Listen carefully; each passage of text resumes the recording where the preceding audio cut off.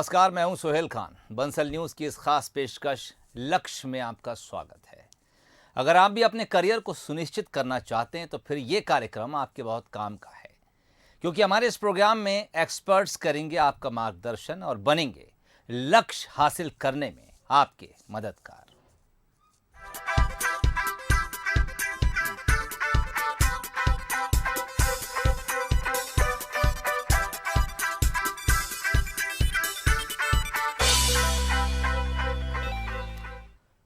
हमारे खास कार्यक्रम लक्ष्य में हम उन लोगों से आपको रूबरू कराते हैं जो शिक्षा के लिए बेहतर काम कर रहे हैं। छात्रों के मन में करियर को लेकर उठने वाले सवालों का भी वो जवाब देंगे और कैसे शिक्षा के स्तर को बढ़ाया जा सके, इसके लिए भी वो लगातार कोशिशें कर रहे हैं। तो लक्ष्य की आज की इस खास पेशकश में हमारे साथ जो मेहमान हैं वो इंदौर से हैं। नीलेश जैन जी हैं जो श्री आदिश्वर क्लासेस के डायरेक्टर हैं, और साथ में मौजूद हैं निशा यादव जो कि श्री आदिश्वर क्लासेस की स्टूडेंट हैं, और दोनों मेहमान इस वक्त मेरे साथ स्क्रीन पर हैं। बहुत स्वागत है आप दोनों मेहमानों का।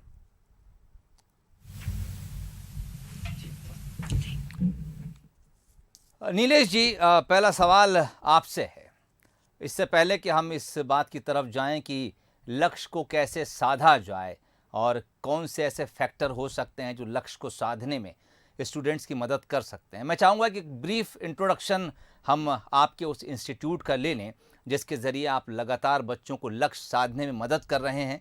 कौन से स्ट्रीम हैं जिसके ज़रिए आप बच्चों की मदद कर रहे हैं, और कितने स्टूडेंट्स हैं जो इस वक्त आपके इस इंस्टीट्यूट से लगातार फ़ायदा उठा रहे हैं? जी, मेरी क्लासेस का नाम श्री आदिश्वर कोचिंग क्लासेस है। इसकी स्थापना मैंने 2011 में की थी। वैसे शिक्षा क्षेत्र में आने की प्रेरणा मुझे मेरे दादाजी श्री भंवरलाल जी जैन तथा पिताजी श्री निर्मल कुमार जी जैन से मिली थी। एक्चुअली शिक्षा क्षेत्र में इनका कहीं ना कहीं बहुत योगदान है, ये बहुत अग्रणी रहे हैं। वैसे बात की जाए संस्था की, तो सर इसकी शुरुआत मेरे विद्यार्थी के द्वारा ही की गई। एक तरह से देखा जाए तो इसकी नींव विद्यार्थियों द्वारा रखी गई है। जब मैं किसी एक शिक्षण क्षेत्र में कार्यरत था तब वहाँ के विद्यार्थियों ने मुझे इसके लिए प्रेरित किया। महज कुछ विद्यार्थियों से मैंने इसकी शुरुआत की थी। आज एक बहुत बड़ा इंदौर शहर में जाना माना पहचाना नाम है। संस्था के रिजल्ट की बात की जाए, माध्यमिक शिक्षा मंडल के चाहे बोर्ड एग्जाम के चाहे सीबीएसई के रिजल्ट की बात की जाए तो इसका रिजल्ट 100% रहता है। अभी गत वर्ष ही हमारे यहाँ के विद्यार्थी न्यासा विश्वकर्मा के द्वारा 96% बनाकर अंक प्राप्त करके विद्यालय का नाम गौरवान्वित किया, संस्था का नाम गौरवान्वित किया। अभी गत वर्ष हमारे यहाँ के विद्यार्थी राकेश कशवाय को शहीद भगत सिंह जी के भांजे जगमोहन सिंह जी के द्वारा युवा आविष्कारक से पुरस्कृत किया गया, जो कि बहुत बड़ी उपलब्धि है। मात्र 11 साल के एक अल्प समय में संस्था ने इतनी उपलब्धि हासिल करी, जो कि बहुत बड़ी उल्लेखनीय बात है। इसके अलावा संस्था हमारी शिक्षा के क्षेत्र में और भी कई अन्य सामाजिक क्षेत्र में है जो काम करती है। जो आर्थिक रूप से असक्षम विद्यार्थी होते हैं उन्हें निःशुल्क शिक्षा प्रदान करना या मेरिट की लिस्ट के आधार पर बच्चों को स्कॉलरशिप प्रोवाइड करना, यह संस्था का मुख्य उद्देश्य रहता है। चलिए, इस तरह से आप लगातार मदद कर रहे हैं और जो अचीवमेंट्स आप गिना रहे हैं और 11 साल के टाइम ड्यूरेशन के अंदर, वो यकीनन एक बहुत सकारात्मक पहल है। शिक्षा के दो पक्ष हैं मोटे तौर पर अगर हम देखें। एक तरफ अगर गुरु है तो दूसरी तरफ शिक्षा ग्रहण करने वाला उसका छात्र है। आज हमने निशा को अपने साथ स्टूडियो में आमंत्रित किया है जो कि इसी इंस्टीट्यूट से पढ़ाई करती हैं। निशा, एग्ज़ाम्स अब बिल्कुल सिर पर हैं और इससे पहले भी यकीनन आप कई क्लासेस के एग्ज़ाम्स देकर इस मुकाम तक पहुंची होंगी, और पिछले कुछ दिनों में हमने कोरोना काल भी देखा जब पूरे एग्ज़ाम के पैटर्न्स ही चेंज हो गए। शायद किसी ने सोचा भी नहीं था कि हमें पढ़ाई से लेकर एग्ज़ाम भी ऑनलाइन देना होंगे। फिलहाल मोटे तौर पर मैं आपसे ये जानना चाहूँगा कि जब एग्ज़ाम बिल्कुल नज़दीक होते हैं, निशा किस तरह से अपने एग्ज़ाम की तैयारी करती हैं? क्या उनका रूटीन होता है? किस पर ज़्यादा फोकस होता है? क्या कोई स्ट्रेटजी लेकर चलती हैं ताकि निशा की इन तमाम चीज़ों को सुनकर कई और बच्चे भी उससे कुछ सीखें, हासिल करें?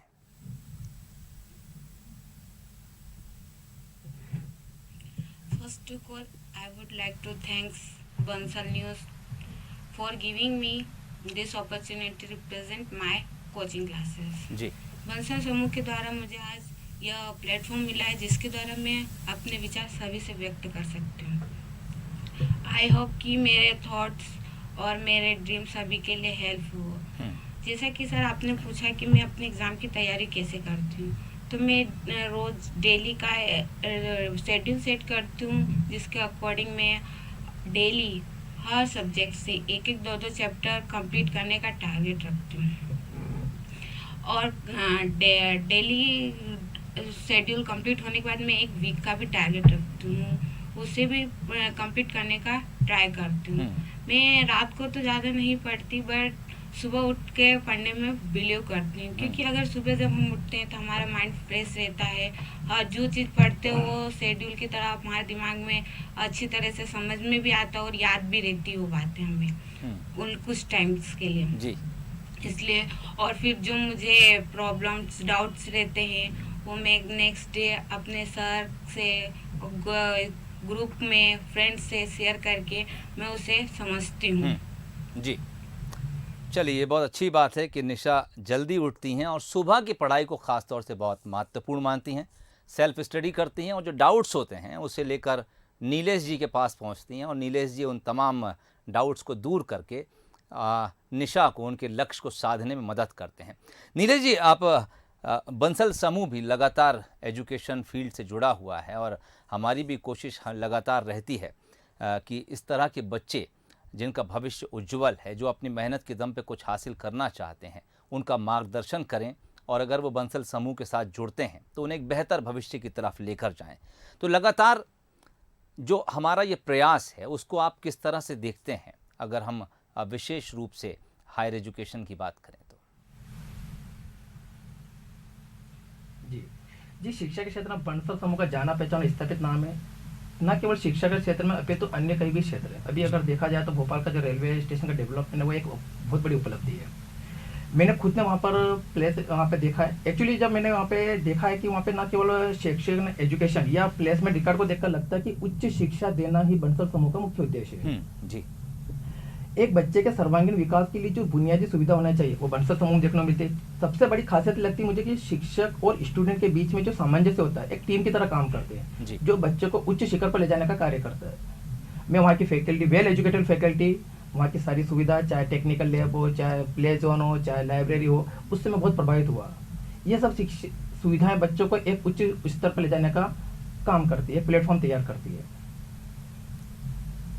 चलिए एक चीज़ और आपसे जानना चाहूँगा। दरअसल हमारा एक प्रयास ये भी होता है कि जो एजुकेशन फील्ड से लोग जुड़े हुए हैं, मध्य प्रदेश के अलग अलग इलाकों में हैं, मध्य प्रदेश के बाहर भी हैं, उनके पास जो प्रैक्टिकल नॉलेज है, हम चाहते हैं कि उसका इस्तेमाल भी हम बच्चों के भविष्य को बेहतर करने के लिए कर सकें।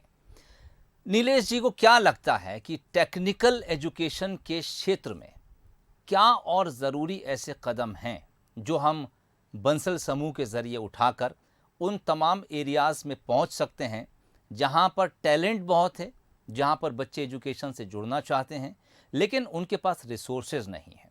ऐसे में नीलेश जी के क्या सुझाव बंसल समूह के लिए, ख़ास तौर से टेक्निकल एजुकेशन को अगर हम फोकस करें? जी, वैसे तो बंसल समूह अपने इस तरह बहुत अच्छा काम कर ही रहा है, बट अगर हर क्षेत्र में पहुंचना पॉसिबल नहीं है। कहाँ तक ऐसा लगता है कि ऐसे अगर जहाँ पर बहुत सारे बच्चे विद्यार्थी जो रहते हैं, शायद उनको तक टेक्निकल नॉलेज के बारे में जानकारी नहीं होती है। हमें स्कूल में जाकर अप्रोच कर सकते हैं, कोचिंग में जाकर अप्रोच कर सकते हैं, वहाँ पर हम उनको ये बता सकते हैं, उनके पेरेंट्स को बता सकते हैं। एक्चुअली क्या होता है कि बहुत सारे ऐसे विद्यार्थी रहते हैं जो सिर्फ केवल सिलेबस तक सीमित रहते हैं। आफ्टर 12th बाद क्या करना है, उन्हें टेक्निकल फील्ड के बारे में जानकारी नहीं है। तो हम उन्हें टेक्निकल फील्ड में जानकारी देकर हमें मेडिकल फील्ड, एजुकेशन इसमें बता सकते हैं कितनी अपॉर्चुनिटी, कितने स्किल्स है, कितनी इसमें लाइनें हैं, कितनी जॉब अपॉर्चुनिटी है। तो पर उनको ये बताकर उन्हें बता सकते हैं ताकि अपने खुद का भी नाम रोशन कर, अपने देश का और उज्जवल भविष्य के लिए उनका बहुत अच्छा प्लेटफॉर्म तैयार कर सकते हैं। यानी काउंसलिंग पर आप जोर दे रहे हैं कि हमें तमाम बच्चों तक पहुँचने के लिए अपनी स्टेप आगे लेना चाहिए और बच्चों की काउंसलिंग करना चाहिए। मैं लौटता हूँ निशा की तरफ। निशा, कोरोना ने हमें एक चीज़ बहुत मोटे तौर पर सिखाई कि अगर सेहत आपके साथ है तो फिर सब कुछ आपका है, और अगर सेहत आपके साथ नहीं है तो फिर बहुत सी चीज़ों के लिए आप मजबूर भी हो सकते हैं। निशा जब पढ़ाई करती हैं क्या इस बात का ख्याल रखती हैं कि उनकी एजुकेशन और उनकी हेल्थ दोनों के बीच एक बैलेंस बना रहे? ऐसा नहीं कि ज़रूरत से ज़्यादा जागना है, नींद पूरी नहीं करना है और अपने ऊपर एक थकान को हावी कर लेना है। क्या लगता है निशा को, खेल कूद, दूसरी एक्टिविटीज़, खाना पीना और पढ़ाई, इनके बीच में एक सामंजस्य रखना कितना ज़रूरी है?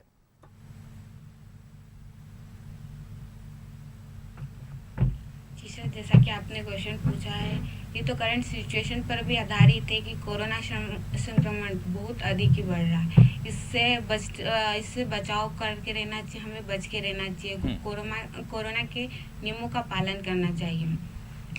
जैसा कि सर, हमें अगर हमारा स्वास्थ्य सही रहेगा जब भी हम शिक्षा भी अच्छे से कर पाएंगे। अगर स्वास्थ्य सही नहीं रहेगा तो हम अपनी शिक्षा पर ध्यान नहीं दे पाएंगे।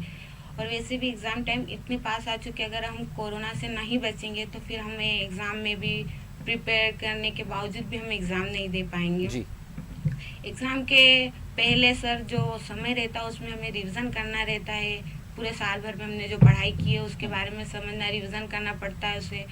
उसके बाद फिर मैं बाहर का खाना अवॉइड करती हूँ सर, और पौष्टिक भोजन करती हूँ जी। मैं समय पे अपना कार्य करना पसंद करती हूँ। ज़्यादा लोड लेकर पढ़ाई भी करना पसंद नहीं करती। अगर ज़्यादा लोड लेकर अपन पढ़ाई करते, अदर एक्टिविटी नहीं करते, तो उससे भी अपने को टेंस हो जाता है, जिससे अपने स्वास्थ्य पे बहुत बड़ा इफेक्ट पड़ता है। बड़ी महत्वपूर्ण बात आपने कही। हमें खाना भी अपने हिसाब से खाना चाहिए। अगर ज़्यादा है खाना, हैवी खाना अगर खा भी लेते तो फिर अपन को पढ़ाई करते समय बहुत ज़्यादा नींद आती है। चलिए, ये वो कुछ बड़े अच्छे टिप्स हैं जो तमाम लोगों को एक्सरसाइज के लिए जी बहुत कम टाइम दे पाती हूँ। जी। एक स्वस्थ मस्तिष्क एक स्वस्थ शरीर के भीतर ही रहता है, ऐसा हमने तमाम लोगों से सुना है। नीलेश जी, करियर काउंसलिंग एक बड़ी इम्पॉर्टेंट अब चीज़ बन गई है। आप लगातार आपको कम्युनिकेशन अपने बच्चों के साथ रखना है। इस कम्युनिकेशन से दोहरा फ़ायदा है। एक तो ये कि आप ये पता कर सकते हैं कि जिस बच्चे से आप बात कर रहे हैं उसके भीतर क्या कुछ क्षमताएं हैं। दूसरी तरफ आप ये पता कर सकते हैं कि कौन सी ऐसे वीक पॉइंट्स हैं जो इस बच्चे के भीतर हैं, लेकिन उन्हें काउंसलिंग के ज़रिए एक बेहतर गाइडेंस के ज़रिए हम दूर कर सकते हैं। क्या आपके इंस्टीट्यूट में आने वाले बच्चों के लिए भी आप करियर काउंसलिंग करते हैं और इन दोनों बातों को समझने की कोशिश करते हैं और इसके ज़रिए उन बच्चों को फ़ायदा भी पहुंचाते हैं? जी जी, जहाँ तक मेरा मानना है कि करियर काउंसलिंग जो होती है वो शायद मेरे हिसाब से 2 स्टेप में होती है। First step 9th to 10th and second step जो होती है वो 11th to 12th। 9th to 12th में बच्चे ना केवल शारीरिक विकास होता है बल्कि मस्तिष्क विकास भी होता है। उसको उस समय वो अपने करियर को लेकर इतना फोकस नहीं होता, उसे बेसिक जानकारी दी जाती है। अपने सब्जेक्ट के बारे में उसको पूछा जाता है क्या रुचि है, आपके क्या बनना चाहते हैं। इसके बाद जब उसको आगे 11th में उनको सब्जेक्ट लेने में कोई समस्या प्रॉब्लम नहीं होती है जी। हालांकि 11th 12th में भी उनके पास एक बहुत टर्निंग पॉइंट होता है। जैसे कि एग्जाम्पल से समझे, किसी अगर कोई बच्चा नीट की तैयारी कर रहा है, अब नीट की तैयारी करने के बाद यदि उसका सिलेक्शन नहीं हो पाता या IIT की तैयारी कर रहा अगर नहीं होता तो हमें पीछे का बैकअप लेना भी बहुत जरूरी है। तो इसके लिए सर मैं एक्चुअली क्या होता है कि मैं खुद क्लास के अंदर मैं खुद करियर काउंसलिंग करता हूँ। मेरे सहपाठी हम वंशज समूह के जो वरिष्ठ प्रोफेसर है वो खुद कभी क्लास में आकर हमारे बच्चों को मोटिवेट करते हैं, उनको गाइडेंस करते हैं, उनको बताते हैं।